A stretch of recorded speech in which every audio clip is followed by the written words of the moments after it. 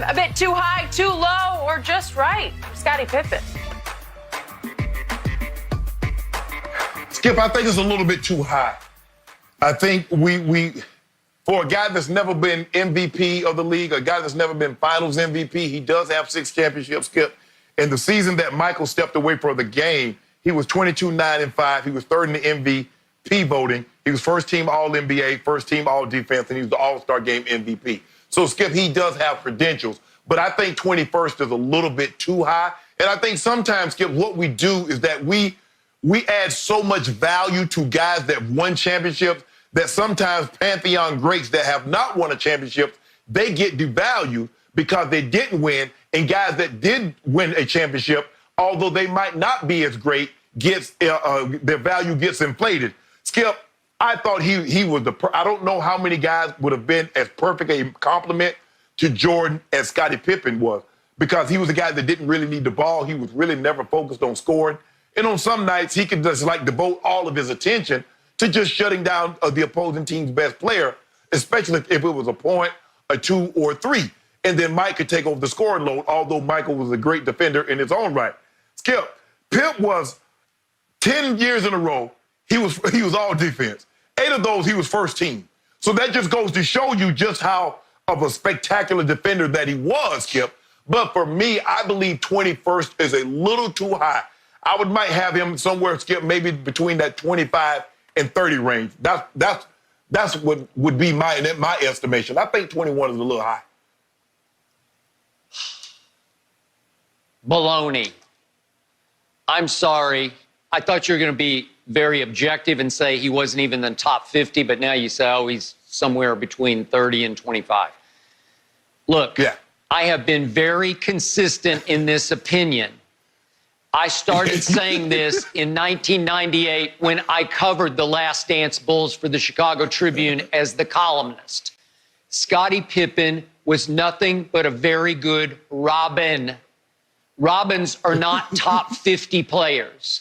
Stop it. Robins are not 21st overall in the Pantheon greats. Stop it. Nah. I know what's happening here.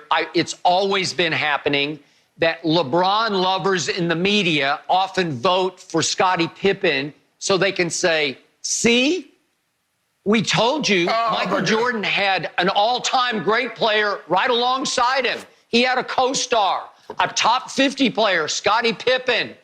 Hog-a-wash, if I can use a term from Arkansas where Scottie is from.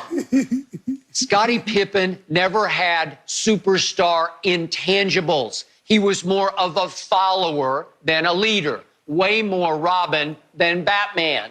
What happened in Game 3 that year when Michael was playing baseball against the Knicks? Last play gets called not for Scottie, the new Michael. No, it got called for Tony Kukoc, who had already hit 6 walk-off shots that year for the Bulls in the regular season. Phil says, I'm calling the last play, the last shot, for Tony. And Scottie's like, well, then I quit. I quit. And Steve Kerr called him out on the documentary. He quit on us. They called him out in the locker room after the game. He quit on us. Can't do it. But the point was, he's not Michael Jordan. Yeah. No. He's not Michael Jordan. And Phil said, okay, Pete Myers, you get in and you inbound the ball to Tony Kukoc. And Kukoc hit the walk-off, and they survived. They were about to get swept by the Knicks, and at least they made it 2-1 down that they were at that point, and they hung in and got to Game 7 because of Tony Kukoc. So let me ask you something here. How do the people who voted Scottie Pippen 21st overall justify what happened after 98 in the Last Dance? Go look at the stats. Go look at the outcomes. Yeah. Scottie went to Houston, and he was the third wheel, the third fiddle behind Charles Barkley and Akeem Olajuwon. He was the third scorer on that team, not the 21st best player ever. And they lost in 4 games in a best-of-5 to the Lakers in the first round. Then he goes to Portland. And what happened? Well, he was third on that team the first year in Portland at age 34. And they played a great conference finals. They got to Game 7 against the Lakers, and they got outscored in the fourth quarter of that game 31-13 by Shaq and Kobe. And in that fourth quarter, Scottie Pippen, the 21st greatest player ever, went 0 for 3 and was a -17.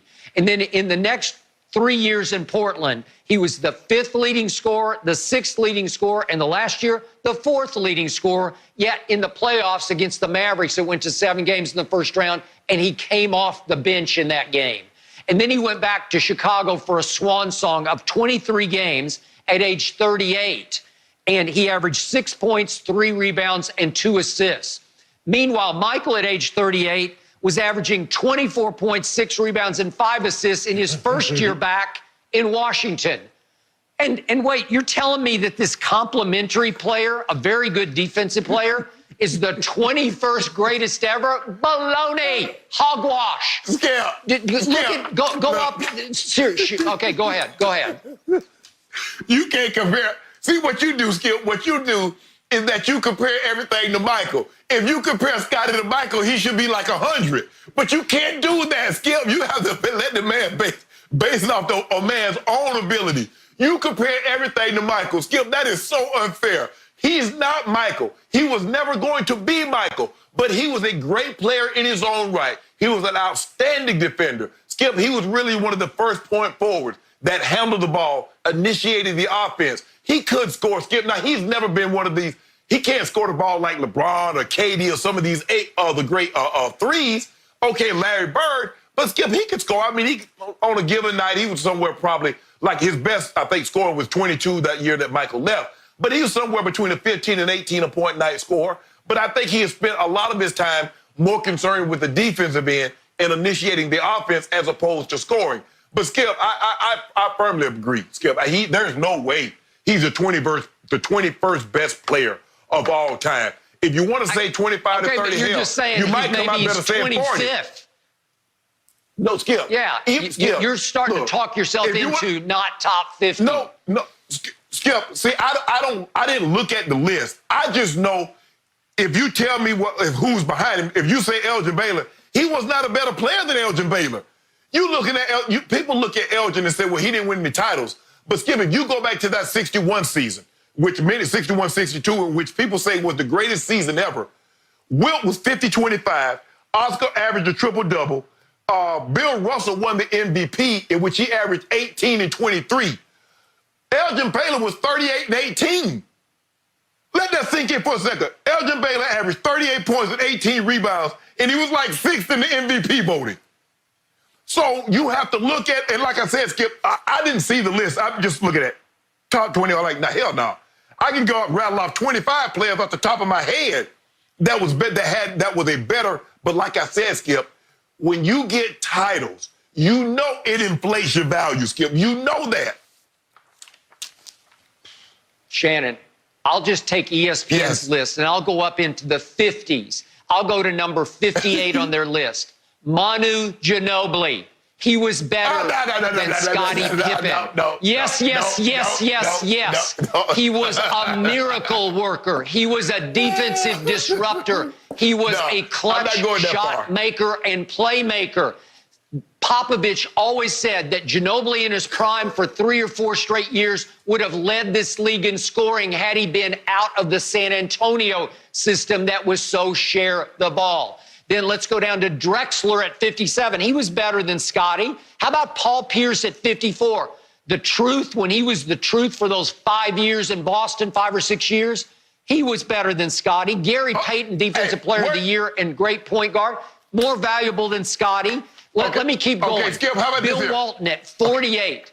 Bill Walton at 48 dominated the league for 2 years before his foot gave out. They won the championship in 77. They beat the Sixers of Dr. J and Daryl Dawkins and Kobe's father, Jelly Bean. It was a loaded Sixers team. They dominated them. And then Bill Walton turns around the next year and wins MVP of the league as well as MVP of the finals.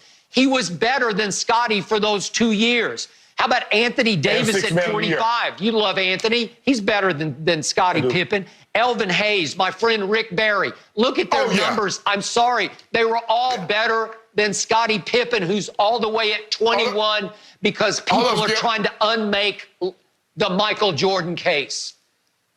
Skip, let me ask you a question. Is he in front of guys like AI or Harden or Russell Westbrook? Is he in front of guys like that? Scottie. Well, is he? He is on this list.